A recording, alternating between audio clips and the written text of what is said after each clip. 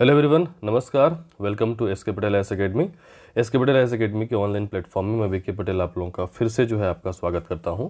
छत्तीसगढ़ पंचायती राज अधिनियम के अंतर्गत हमने ग्रामीण स्थानीय निकाय का वो विस्तार से अध्ययन किया हुआ है और आज की क्लास से हम प्रारंभ करने जा रहे हैं छत्तीसगढ़ में नगरीय निकाय। तो पंचायती राज व्यवस्था के अंतर्गत 73वां संविधान संशोधन जो था वो आपका ग्रामीण निकाय हेतु था और जो 74वां संविधान संशोधन जो आपका पारित हुआ वो शहरी निकाय नगरीय स्थानीय निकाय के लिए वो आपका उसमें प्रावधान वो उल्लिखित किए गए हैं।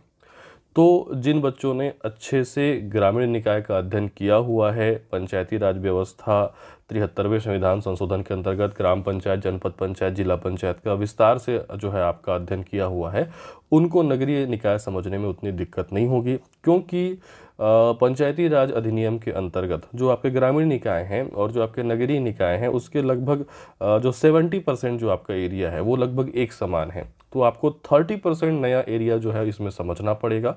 नगरीय निकाय में जो निवासरत बच्चे हैं उनको समझने में और आसानी होगी, जैसे ग्रामीण निकायों को ग्रामीण क्षेत्रों में रहने वाले लोगों को समझने में आसानी होती है, उसी प्रकार से नगरीय निकाय को नगरीय क्षेत्रों में रहने वाले बच्चों को पढ़ने में वो आपका आसानी होती है।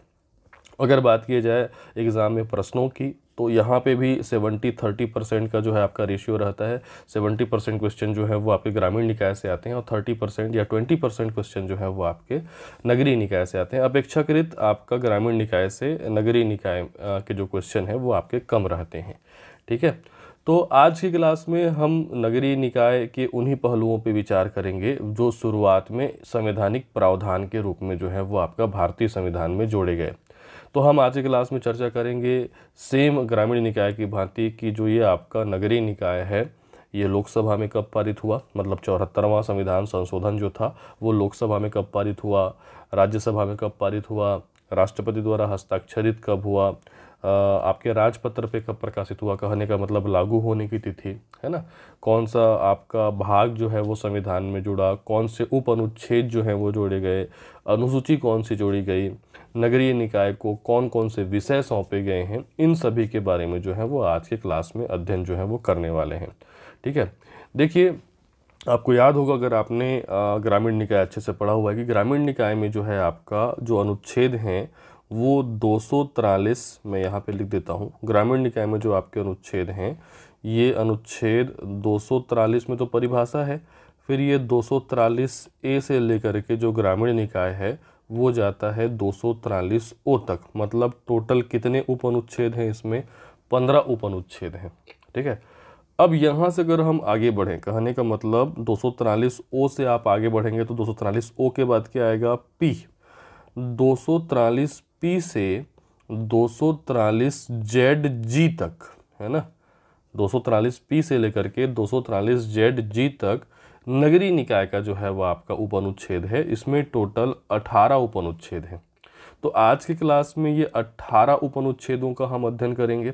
साथ ही साथ आपको याद होगा कि ग्रामीण निकाय के तहत भारतीय संविधान में वो आपका 11वीं अनुसूची जोड़ी गई थी और इस 11वीं अनुसूची में ग्राम पंचायतों को सौंपे गए 29 विषयों का उल्लेख है। तो मैंने ग्रामीण निकाय की क्लास की शुरुआत में आपको ये 29 विषय समझाए थे, बाकायदा इमेज के माध्यम से मैंने आपको इसको समझाने का वो प्रयास किया था, क्योंकि एग्ज़ाम में बहुत पूछता है ये।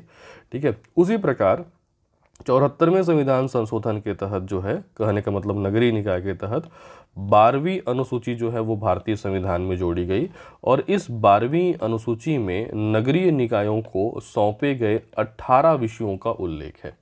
तो आज के क्लास में हम संवैधानिक प्रावधानों के ऊपर चर्चा करेंगे, इस 18 उप अनुच्छेद के ऊपर चर्चा करेंगे, प्लस 12वीं अनुसूची में जो 18 विषयों का उल्लेख किया गया है, कौन कौन से 18 विषय हैं उसके बारे में भी वो आपका चर्चा हम आज की क्लास में वो करने वाले हैं। ठीक है, तो नगरीय निकाय की क्लास वो ग्रामीण निकाय की तुलना में वो अपेक्षाकृत छोटी होती है। कम क्लासेस में ये आपका समाप्त हो जाती है, क्योंकि हम उन्हीं मुद्दों पे, उन्हीं आपका तथ्यों पे, उन्हीं प्रावधानों पे आपका विचार करते हैं जो कि ग्रामीण निकाय से अलग हैं। ठीक है, जिनको हमने ग्रामीण निकाय में पढ़ लिया है उन बातों का यहाँ पे अध्ययन नहीं करेंगे।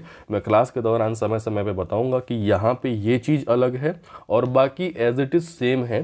किसके आपका समान है? तो ग्रामीण निकाय के समान है। ठीक है, तो उन तथ्यों पे हम विचार करते हुए चलेंगे। तो चलिए आज की क्लास जो है हम आरंभ करते हैं और सबसे पहले बात कर लेते हैं नगरीय निकाय से संबंधित संवैधानिक प्रावधान। ठीक है, तो मैं यहीं पे जो आपका नगरीय निकाय है और ग्रामीण निकाय है उसका तुलनात्मक अध्ययन आपके सामने प्रस्तुत करता हूं, क्योंकि एग्जाम में भी इसी प्रकार से जो है वो क्वेश्चन बनते हैं, साथ ही साथ आपका रिवीजन भी हो जाएगा। ठीक है, तो संवैधानिक संशोधन देखिए बेटा, दो प्रकार के हुए पंचायती राज अधिनियम को लेकर के। एक हमारा हुआ 73वां संविधान संशोधन 1992। ये जो 73वां संविधान संशोधन है ये उल्लेख करता है पंचायती राज के अंतर्गत किसको, ग्रामीण निकाय को। ठीक है, तो पंचायती राज और मैं लिख देता हूँ कि आपका ग्रामीण निकाय। और जो 74वां संविधान संशोधन था ये भी 1992 में जो है वो आपका पारित होता है। हालांकि पारित होते होते हुए दोनों 1993 हो जाते हैं, लेकिन जब लोकसभा में प्रस्तुत रहता है तब 1992 रहता है। तो उसी आधार पर इसको 73वां संविधान संशोधन 1992 और 74वां संविधान संशोधन 1992 जो है वो आपका कहा जाता है। ठीक है, तो 74वें संविधान संशोधन में वर्णन है पंचायती राज के अंतर्गत किसका, आपका नगरीय निकाय का। तो इन दोनों को तुलना करते हुए हम चलेंगे।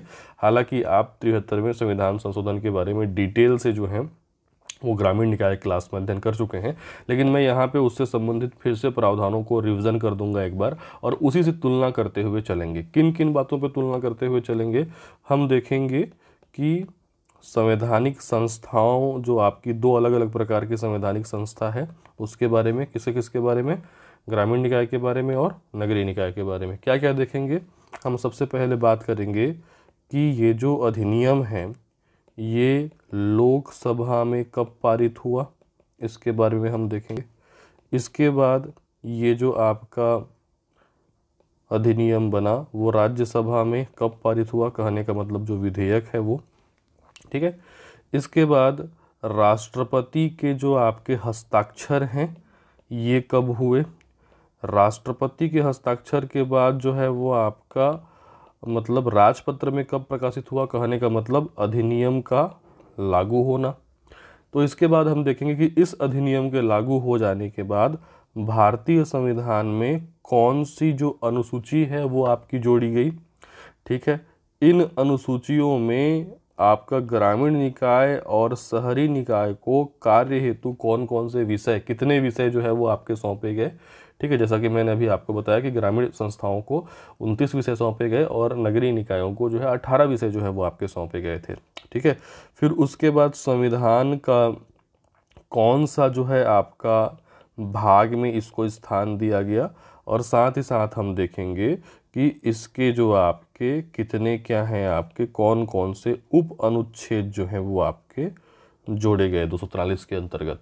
ठीक है, तो सबसे पहले मैं आपको समझाता हूँ जो ग्रामीण निकाय है, क्योंकि आप इसको पहले पढ़ चुके हैं, आपको याद होगा कि जो आपका पंचायती राज अधिनियम 73वां संविधान संशोधन है, ये 73वां संविधान संशोधन का जो विधेयक है ये लोकसभा में पारित होता है 22 दिसंबर 1992 को। राज्यसभा में ये पारित होता है 23 दिसंबर 1992 को, ठीक एक दिन बाद, है ना। लोकसभा में प्रस्तुत और पारित होने की तिथि है 22 दिसंबर और राज्यसभा में प्रस्तुत और पारित होने की तिथि है 23 तारीख। ठीक है, इसके बाद राष्ट्रपति के पास हस्ताक्षर होता है कब, 20 अप्रैल 1993, है ना। राष्ट्रपति के द्वारा साइन कब होता है इसमें, 20 अप्रैल 1993 को। और राजपत्र में प्रकाशित कब होता है, अर्थात अधिनियम लागू कब होता है, 24 अप्रैल 1993 को। तो अधिनियम 1992 में वो विधेयक के रूप में प्रस्तुत हुआ था और पारित हुआ कब, आपका 1993 में, है ना। तो कई जगह 92 भी लिखा रहता है, कई जगह 93 भी लिखा रहता है। ठीक, तो आप याद रखेंगे कि 22 दिसंबर 1992 को लोकसभा में पारित, 23 दिसंबर 1992 को राज्यसभा में पारित, राष्ट्रपति द्वारा साइन हुआ 20 अप्रैल 1993 को और अधिनियम लागू हुआ 24 अप्रैल 1993 को। अब इसको हम तुलना करते हैं इस डेट को 74वें संविधान संशोधन से। कहने का मतलब नगरीय निकाय लोकसभा में कब पारित हुआ, कहने का मतलब 74वां संविधान संशोधन 1992 लोकसभा में कब पारित हुआ, राज्यसभा में कब पारित हुआ, इस पे राष्ट्रपति के साइन कब हुए, अधिनियम लागू कब हुआ।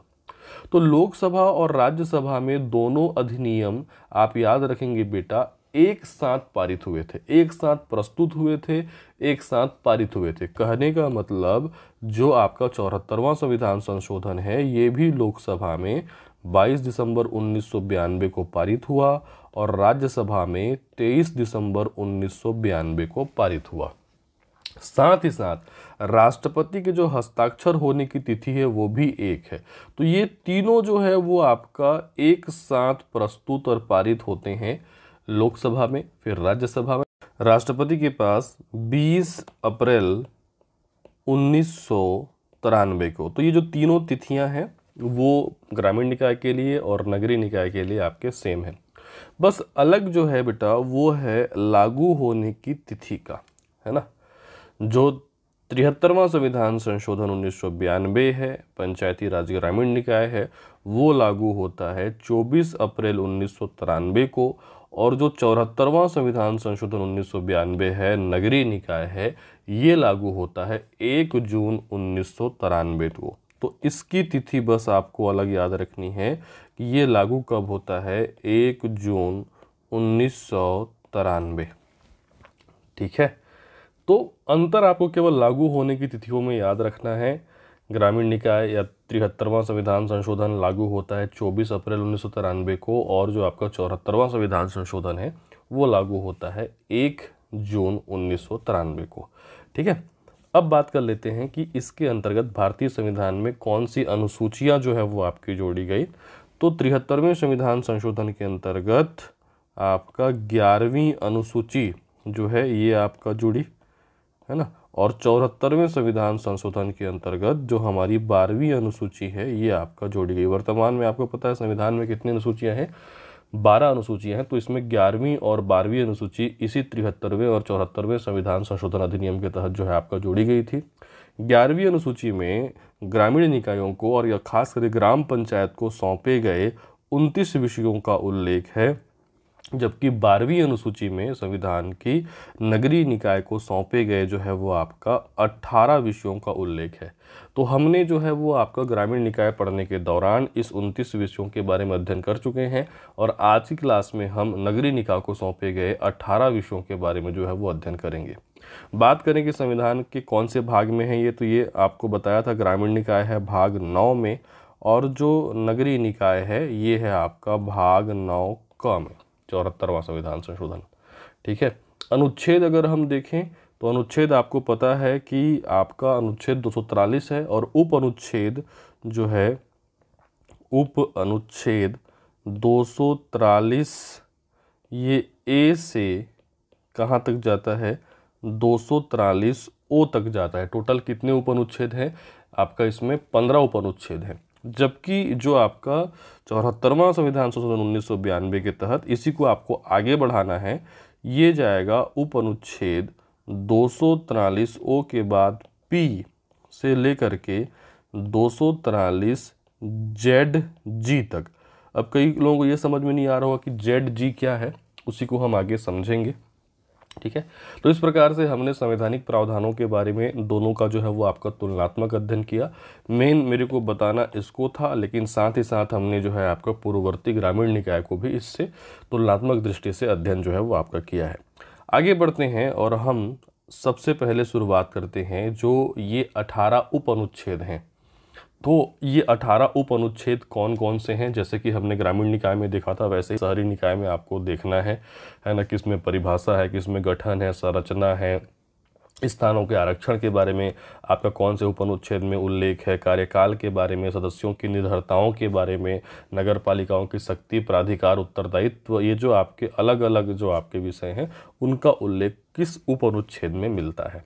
तो जैसा कि मैंने आपको बताया कि ये 243 पी से जाता है कहाँ तक, 243 जेड जी तक। कैसे, देखिए पी से हम आगे बढ़ेंगे 243 P Q R S T U V, ठीक है, डब्लू, उसके बाद जो है आता है एक्स वाई जेड। तो यहाँ पे तो अल्फ़ाबेट जो है वो ख़त्म हो गए, तो जेड के बाद हम फिर से ए को जोड़ देते हैं, तो उसके बाद आता है Z A, Z B, Z C, Z D, Z E, Z F, और जाता है कहाँ तक, जेड जी तक। अब आप समझ गए होंगे इस चीज़ को। तो टोटल कितने उप अनुच्छेद हैं? तो ये 18 उप अनुच्छेद हैं। अब हम शुरुआत करते हैं 243 से, कि इसका जो आपका 243 है और 243 तक कौन कौन से आपके उप अनुच्छेद हैं, किसका किसका वर्णन मिलता है। ध्यान से इसको जो है वो आपका देखते जाइएगा। 243 में देखिए, किसी भी जो आपका अधिनियम का जो आपका पहला अनुच्छेद या उप अनुच्छेद होता है, इसमें जाहिर सी बात है वर्णन होता है किसके बारे में? परिभाषाओं के बारे में। ठीक है, तो 243 में है आपकी परिभाषाएं। 243 जो आपका क्यू है, इसमें वर्णन मिलता है नगर पालिकाओं के गठन का, नगर पालिकाओं का गठन। उसके बाद जो 243 आर है, इसमें वर्णन मिलता है नगर पालिकाओं के संरचना का, है ना, नगर पालिकाओं का संरचना। ये देखिए थोड़ा मेल खाता है किससे? ग्रामीण निकाय से। उसमें भी पहले परिभाषा था, फिर गठन था, फिर क्या था आपका? संरचना, है ना। तो इसमें भी याद रखना है 243 पी में परिभाषा, क्यू में नगर पालिकाओं का गठन और आर में नगर पालिकाओं की संरचना। एस में जो है इसमें वर्णन मिलता है वार्ड समितियों का गठन। अब यहाँ से थोड़ा सा भिन्न हो रहा है, देखते चलिए। वार्ड समितियों का गठन एवं संरचना, है ना, वार्ड समितियों का गठन एवं संरचना 243 एस में। आगे 243 टी में वर्णन मिलता है स्थानों का आरक्षण, है ना। और जो 243 यू है, इसमें वर्णन मिलता है नगर पालिकाओं की अवधि, है ना। अवधि कहने का मतलब क्या होता है? कार्यकाल, है ना। आरक्षण मतलब जो अलग अलग वर्ग हैं, ST SC OBC महिला, इनको किस प्रकार से आरक्षण दिया गया है, इसका जो है वो आपका वर्णन मिलता है। उसके बाद हम बात करें, आगे बढ़ें तो 243 वी में है सदस्यों के लिए निर्हरताएं, या फिर इसको अनहरताएं भी कहा जाता है। ठीक है, तो आप ये जो 18 उप अनुच्छेद हैं, इसको 18 बिंदुओं में जो है वो इमेजिन कर लीजिए कि इसमें पहला जो है वो आपका परिभाषा है, दूसरा जो है वो नगर पालिकाओं का गठन है, फिर उसके बाद नगर पालिकाओं की संरचना के बारे में है, फिर इसी गठन और संरचना को मिक्स कर देना है आपको वार्ड समिति में। कहने का मतलब नगर पालिकाओं के गठन और नगर पालिकाओं की संरचना के बाद वार्ड समितियों का गठन और वार्ड समितियों की संरचना। इसके बाद के जो आपके ये 3 लाइन है, ये तो ग्रामीण निकाय की तहत उसी की भांति जो है वो आपके सेम है। स्थानों का आरक्षण, अवधि और सदस्यों के लिए क्या आपका? निर्हरताएं। ठीक है, आपका 243 के बाद हम आगे बढ़ें तो 243 जो आपका डब्लू है, 243 डब्लू में वर्णन मिलता है नगर पालिकाओं की शक्ति, प्राधिकार और उत्तरदायित्व। नगर पालिकाओं की शक्ति, प्राधिकार और क्या आपका? उत्तरदायित्व। तो ये वर्णन मिलता है किसमें? 243 डब्लू में। ठीक है, चलिए आगे बढ़ते हैं। इसके बाद अब बात कर लेते हैं डब्लू के बाद 243 आपका एक्स। ठीक है, तो यहाँ पे जैसे शुरुआत में इससे पहले जस्ट आपने देखा कि नगर पालिकाओं की शक्ति, प्राधिकार और उत्तरदायित्व, इसी शक्ति को आपको आगे बढ़ाना है करारोपण की शक्ति के रूप में, टैक्सेशन की, है ना, कर आरोपित करने की शक्ति। सेम ऐसा ग्रामीण निकाय में भी था, शहरी निकाय में भी है। तो यहाँ पे आपको 243 एक्स में याद रखना है नगर पालिकाओं की निधियाँ, मतलब निधि जो है वो पिछले क्लास में ही हमने पढ़े हुए हैं। निधि कहने का मतलब उनकी प्राप्तियां, राशियां, है ना। नगर पालिकाओं की निधियां और करारोपण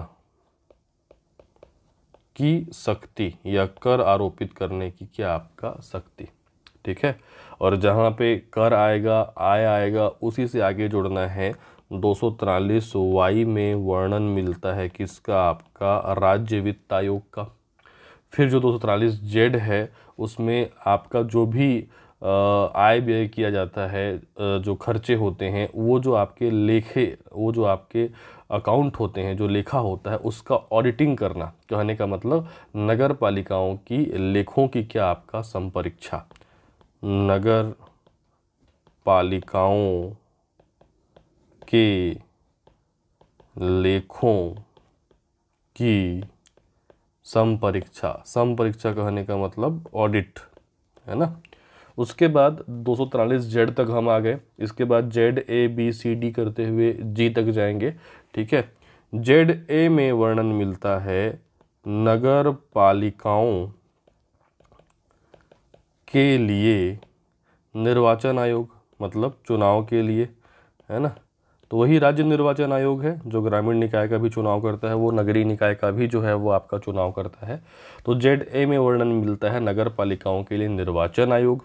जेड बी संघ एवं राज्य क्षेत्रों में लागू होना, किसका लागू होना, इस अधिनियम का संघ एवं राज्य क्षेत्रों में क्या होना, लागू होना। साथ ही साथ इस भाग का कतिपय क्षेत्रों में लागू ना होना, है ना। ये भी मैंने आपको बताया हुआ है आपका ग्रामीण निकाय पढ़ाने के दौरान कि कहाँ कहाँ लागू नहीं होता है। बाकी संपूर्ण भारत संघ और राज्य क्षेत्रों में लागू होना। और जेड सी बोलता है इस भाग का कतिपय क्षेत्रों में लागू ना होना। जेड डी ये थोड़ा सा अलग है, जिला योजना के लिए समिति, इसमें वर्णन मिलता है क्या, जिला योजना के लिए किनका, समितियों का। और 243 जेड ई में वर्णन मिलता है महानगर योजना के लिए समिति। तो ये ग्रामीण निकाय से बिल्कुल भिन्न प्रावधान है। इसमें 3 प्रावधान जो है वो बिल्कुल भिन्न है। कौन कौन से 3 प्रावधान ग्रामीण निकाय से बिल्कुल भिन्न है, ठीक है। बाकी 15 जो है वो आपके सेम है और 3 अलग हैं, तो टोटल हो जाता है 18। इसमें देखिए वार्ड समितियों का गठन और संरचना ये बिल्कुल आपका अलग है, ऐसा उल्लेख ग्रामीण निकाय में नहीं मिलता। साथ ही साथ ये तो जिला योजना के लिए आपका समिति है और महानगर योजना के लिए जो आपका समिति है ये भी जो है वो आपका इसका उल्लेख नहीं मिलता, ठीक है। जेड ई के बाद अंतिम 2 अनुच्छेदों के बारे में हम बात करते हैं जो कि है आपका जेड एफ और जेड जी, ठीक है। तो ये सेम है, जो ग्रामीण निकाय के अंतिम 2 अनुच्छेद थे उसी प्रकार से हैं। जो जेड एफ है इसमें वर्णन मिलता है विद्यमान विधियों और नगर पालिकाओं का बना रहना, है ना। ग्रामीण निकाय में ये क्या था, विद्यमान विधियों और पंचायतों का बना रहना था। यहाँ पे है विद्यमान विधियों और नगर पालिकाओं का बना रहना। और जो अंतिम अनुच्छेद है दोनों में वही है, निर्वाचन संबंधी मामलों में न्यायालय के हस्तक्षेप का वर्जन।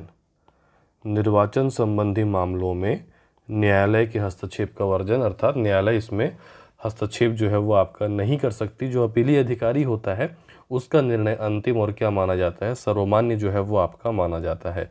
तो इस प्रकार हमने 18 उप अनुच्छेदों के बारे में अध्ययन किया। एक बार मैं फिर इसको आपको रिवाइज करा दे रहा हूँ।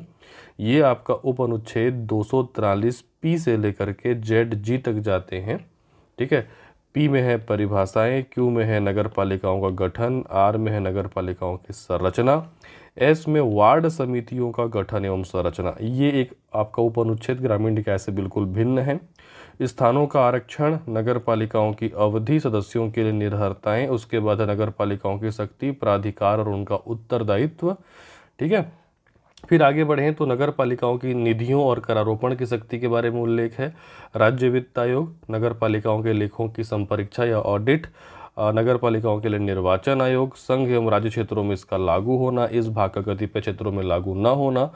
फिर 2 जो और भिन्न है, टोटल 3 मैंने कहा आपके अलग हैं, जिला योजना के लिए समिति और महानगर योजना के लिए समिति, ये आपका ग्रामीण निकाय से बिल्कुल अलग है। अंतिम 2 अनुच्छेद वही हैं जो ग्रामीण निकाय के अंतिम 2 अनुच्छेद थे, विद्यमान विधियों और नगर पालिकाओं का बना रहना और निर्वाचन संबंधी मामलों में न्यायालय के हस्तक्षेप का वर्णन, ठीक है, वर्जन। तो ये हो गया पूरा के पूरे आपके 18 उप अनुच्छेद। अब आगे बढ़ते हैं और हम देखते हैं कि 74वें संविधान संशोधन के तहत जो 12वें नंबर की अनुसूची जोड़ी गई, इस 12वीं अनुसूची में नगरीय निकाय को जो है आपके 18 विषय जो हैं वो सौंपे गए हैं। तो कौन कौन से विषय नगरीय निकाय को आपके सौंपे गए हैं उनका हम इसमें आपका अध्ययन करेंगे। साथ ही साथ इसी प्रकार का हमने आपका अध्ययन किया हुआ था ग्राम पंचायतों को सौंपे गए कौन से विषय का, 29 विषय का। ठीक है, ग्रामीण निकाय की पहली क्लास में हमने इसका जो है वो आपका अध्ययन किया हुआ है इमेज के रूप में, तो वो तो आपको अच्छे से याद हो गया होगा। अब हम देख लेते हैं नगरीय निकाय को कौन से 18 जो है वो विषय आपके सौंपे गए हैं। तो मैं लिखते चल रहा हूँ, ध्यान दीजिएगा आप। जो विषयों में सबसे पहला विषय है वो है आपका नगरीय योजना, है ना। कौन सी योजना? आपका नगरीय योजना। दूसरा जो आपका विषय है वो है भूमि उपयोग का विनियमन और भवन निर्माण। भूमि उपयोग का विनियमन और भवनों का निर्माण। देखिए, नगरीय निकाय को जो सौंपे गए विषय हैं वो नगरीय निकाय, नगरीय क्षेत्रों को लेकर के जो है वो आप पे केंद्रित रहेंगे। तो थोड़े से ये आपका नगरीय क्षेत्र की ओर जो है इनका झुकाव क्या रहेगा, आपका ज़्यादा रहेगा इन प्रावधानों का, इन विषयों का। तीसरा जो है आर्थिक और सामाजिक विकास योजना। आर्थिक और सामाजिक विकास योजना। आर्थिक और सामाजिक विकास योजना, ठीक है।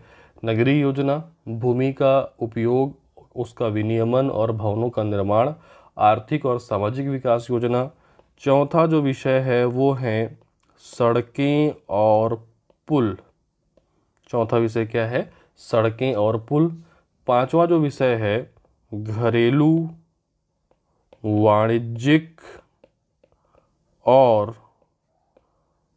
औद्योगिक प्रयोजनों के लिए जल आपूर्ति, है ना। घरेलू, वाणिज्यिक और औद्योगिक प्रयोजनों के लिए जल आपूर्ति, है ना। चूंकि नगरीय निकाय है तो डोमेस्टिक तो जल आपूर्ति रहेगा, घरेलू जल आपूर्ति की व्यवस्था तो करनी ही पड़ेगी, साथ ही साथ वाणिज्यिक भी लगेगा और औद्योगिक प्रयोजनों के लिए क्या आपका जल आपूर्ति, ठीक है। नेक्स्ट है लोक स्वास्थ्य, स्वच्छता, सफाई और कूड़ा करकट प्रबंध, है ना। लोक स्वास्थ्य, स्वच्छता, सफाई और कूड़ा करकट का प्रबंध। सातवां जो आपका विषय है वो है अग्निशमन सेवाएं, है ना। जो आपका नगरीय निकाय रहेगा वहाँ पे अग्नि से आपका शमन सेवाएं भी रहेंगी। कहने का मतलब दमकल की सुविधा जो है वो आपका रहती है, ठीक है। तो एक बार मैं फिर पढ़ देता हूँ इन योजनाओं को। नगरीय योजना, भूमि उपयोग का विनियमन और भवनों का निर्माण, आर्थिक और सामाजिक विकास योजना, सड़कें और पुल, घरेलू, वाणिज्यिक और औद्योगिक प्रयोजनों के लिए जल आपूर्ति, लोक स्वास्थ्य, स्वच्छता, सफाई और कूड़ा करकट का प्रबंध और दमकल सेवाएं, कहने का मतलब अग्निशमन सेवाएं। आठवें विषय की ओर बढ़ते हैं। हमारा जो आपका आठवां विषय है वो है आपका नगरीय वानिकी, पर्यावरण संरक्षण और पारिस्थितिकी के ऊपर, ठीक है। तो आठवां विषय है नगरीय वानिकी, कहने का मतलब नगरीय क्षेत्रों में जो आपका वृक्षारोपण है, साथ ही साथ आपका है इसमें पर्यावरण संरक्षण और पारिस्थितिक आयामों में वृद्धि। एज इट इज़ हम वही लिख रहे हैं जो आपका अधिनियम में उल्लेखित है, ठीक है। पारिस्थितिक आयामों में वृद्धि। तो वानिकी और पर्यावरण को लेकर के जो विषय है वो है नगरीय वानिकी, पर्यावरण संरक्षण और पारिस्थितिक आयाम में क्या आपका वृद्धि, ठीक है। नौवां जो आपका विषय है वो समाज के दुर्बल वर्गों को लेकर के है। तो नौवां विषय है समाज के दुर्बल वर्गों, विशेषकर कौन? आपके दिव्यांग, कहने का मतलब आपके हैंडीकैप्ड और मानसिक रूप से बाधित, है ना। तो समाज के दुर्बल वर्गों, विशेषकर दिव्यांग और मानसिक रूप से बाधित, इनके हितों की रक्षा, है ना। समाज के दुर्बल वर्गों के हितों की रक्षा, ठीक है। अगला है झुग्गी बस्ती, है ना। जो स्लम एरिया रहता है आपका नगरीय निकायों में, झुग्गी बस्ती सुधार, ठीक है। नेक्स्ट है नगरीय निर्धनता उन्मूलन, नगरों में भी जो आपका गरीबी रहती है, विभिन्न प्रकार की योजनाओं जैसे कि आपका NULM हो गया, कहने का मतलब राष्ट्रीय शहरी आजीविका मिशन हो गया, इसके तहत जो है आपका और विभिन्न योजनाओं के तहत नगरीय निर्धनता का क्या करना, आपका उन्मूलन करना, गरीबी दूर करना। ठीक है। उसके बाद नेक्स्ट है नगरीय सुख सुविधाएं, है ना। नगरों में जो आपका नगरीय स्तर की सुख सुविधाएं होती हैं वो उपलब्ध कराना। नगरीय सुख सुविधाएं कहने का मतलब जैसे पार्क, उद्यान, खेल के मैदान आदि की व्यवस्था, है ना। पार्क हो गए, उद्यान हो गए, खेल के मैदान हो गया, आदि की क्या आपका व्यवस्था। ठीक है।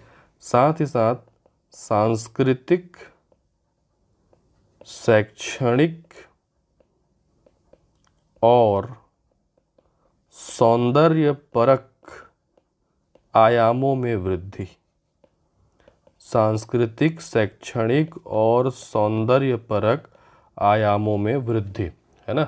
नगर का जो आपका कल्चर है, एजुकेशन है और साथ ही साथ जो आपका सौंदर्यीकरण है, इसमें भी क्या करना, आपका वृद्धि करना। अगला है शवदाह गृह, जो रहते हैं आपके मुक्तिधाम वगैरह, है ना, कब्रिस्तान या फिर शमशान विद्युत गृह, शमशान विद्युत गृह आदि की क्या आपका व्यवस्था। शवदाह के लिए, कब्रिस्तान के लिए, शमशान जो आपके वर्तमान में विद्युत गृह वाले शमशान गृह होते हैं, उनकी क्या आपका व्यवस्था। ठीक है। तो एक बार मैं फिर से बता दे रहा हूँ इनको। वानिकी या पर्यावरण को लेकर के विषय है नगरीय वानिकी, पर्यावरण संरक्षण और पारिस्थितिक आयामों में वृद्धि, समाज के दुर्बल वर्गों विशेष करके दिव्यांग और मानसिक रूप से बाधित, ये जो आपके दुर्बल स्तर के लोग हैं, इनके हितों की रक्षा, झुग्गी बस्ती सुधार, नगरीय निर्धनता का उन्मूलन, नगरीय सुख सुविधाएं जैसे कि पार्क, उद्यान, खेल के मैदान आदि की व्यवस्था, सांस्कृतिक, शैक्षणिक और सौंदर्य परक आयामों में वृद्धि करना, शवदाह, कब्रिस्तान, शमशान विद्युत गृह की जो है आपका व्यवस्था। ठीक है। उसके बाद अगले जो है आपका विषय की ओर बढ़ते हैं। जो नगरीय निकायों में आपके आवारा पशु रहते हैं, उनके लिए क्या आपका कांजी हाउस की व्यवस्था, साथ ही पशुओं के प्रति क्रूरता का निवारण करना, है ना। कांजी हाउस की व्यवस्था करना, साथ ही पशुओं के प्रति जो आपकी क्रूरता है उसका क्या करना, आपका निवारण करना। 15 विषय हो गए, 3 विषय और हैं। ठीक है। तो 16वां जो हमारा विषय है वो है जन्म एवं मृत्यु का पंजीकरण। नगरीय निकाय क्षेत्र में जो जन्म एवं मृत्यु होती है उसका क्या आपका पंजीकरण, ये भी एक विषय के रूप में है। ठीक है। साथ ही साथ सार्वजनिक सुख सुविधाएं, है ना। नगरीय निकायों में जो सार्वजनिक सुख सुविधाएं हैं इनकी व्यवस्था करना, जैसे कहने का मतलब है सड़कों पर प्रकाश। ठीक है। स्ट्रीट लाइट की व्यवस्था करना, सड़कों पर प्रकाश, है ना, गाड़ियों के पार्किंग की व्यवस्था, है ना, बस स्टैंड या बस स्टॉप की व्यवस्था, इस प्रकार जो है आपका सुविधाएं जो है वो उपलब्ध करना। ठीक है। अंतिम जो आपका विषय है वो है नगरीय निकाय के अंतर्गत संचालित जो आपके कसाई खाने हैं, कहने का मतलब वधशालाओं, और चमड़े निकालने के जो आपके शोधन संयंत्र हैं, कहने का मतलब चर्म शोधन शालाओं, वधशालाओं और चर्म शोधन शालाओं का क्या करना, नियंत्रण करना, उनका विनियमन करना। ठीक है। जन्म एवं मृत्यु पंजीकरण, सार्वजनिक सुख सुविधाएं जैसे कि सड़कों पर प्रकाश, पार्किंग, बस स्टॉप की व्यवस्था, वधशालाओं, चर्म शोधनशालाओं का क्या करना, आपका विनियमन करना। तो 74वें संविधान संशोधन 1992 के तहत 12वीं अनुसूची जो जोड़ी गई है उसमें नगरीय निकायों को 18 विषय सौंपे गए हैं। इनको आपको याद रखना कि कौन से विषय शामिल है, कौन से विषय नहीं है। 1 से 2 बार पढ़ेंगे तो वैसे भी ऑप्शन में जो है वो बन जाता है। एक बार मैं आपको और रिवीजन करा दे रहा हूँ। नगरीय योजना, भूमि उपयोग का विनियमन और भवनों का निर्माण, आर्थिक और सामाजिक विकास योजना, सड़कें और पुल, घरेलू, वाणिज्यिक और औद्योगिक प्रयोजनों के लिए क्या आपका जल आपूर्ति, लोक स्वास्थ्य, स्वच्छता, सफाई और कूड़ा करकट का प्रबंधन, अग्निशमन सेवाएं, आग बुझाने के लिए। ठीक है। इन्वायरमेंट के क्षेत्र में जो है आपका नगरीय वानिकी, पर्यावरण संरक्षण और पारिस्थितिक आयामों में वृद्धि, दुर्बल वर्ग, दिव्यांग, मानसिक बाधित आदि के हितों की रक्षा, झुग्गी बस्तियों का सुधार, नगरीय निर्धनता का उन्मूलन करना, नगरीय सुख सुविधाएं जैसे कि पार्क, उद्यान, खेल के मैदान आदि की व्यवस्था, सांस्कृतिक, शैक्षणिक और शहर के सौंदर्यपरक आयामों में क्या करना, आपका वृद्धि करना, सौदाह, कब्रिस्तान, शमशान, विद्युत गृह की व्यवस्था, पशुओं के लिए कांजी हाउस और पशुओं के प्रति क्रूरता का क्या करना, आपका निवारण करना, जन्म एवं मृत्यु पंजीकरण, सार्वजनिक सुख सुविधाएं जैसे कि सड़कों पे प्रकाश, पार्किंग, बस स्टॉप आदि की व्यवस्था, और अंतिम में है वधशालाओं और चर्म शोधन शालाओं का विनियमन। तो आज की क्लास में हमने मुख्यतः जो आपका नगरीय निकाय के अंतर्गत 74वां संविधान संशोधन आपका 1992 उसके बारे में हमने संवैधानिक प्रावधानों का अध्ययन किया। साथ ही साथ 243 पी से लेकर के 243 जेड जी तक जो आपके 18 उप अनुच्छेद है उसका अध्ययन किया, और 74वें संविधान संशोधन के तहत जो आपका संविधान में 12वें नंबर की अनुसूची जुड़ी, जिसमें आपका नगरीय निकायों को 18 विषय सौंपे गए थे, उनका हमने जो है क्रमवार अध्ययन किया। आगामी क्लासेस में नगरीय निकायों के आपके संरचना के बारे में, गठन के बारे में, आरक्षण के बारे में, पद मुक्ति के बारे में जो है हम विस्तार से अध्ययन करेंगे। तो मिलते हैं अगले क्लास में। आज के लिए धन्यवाद। Thank you.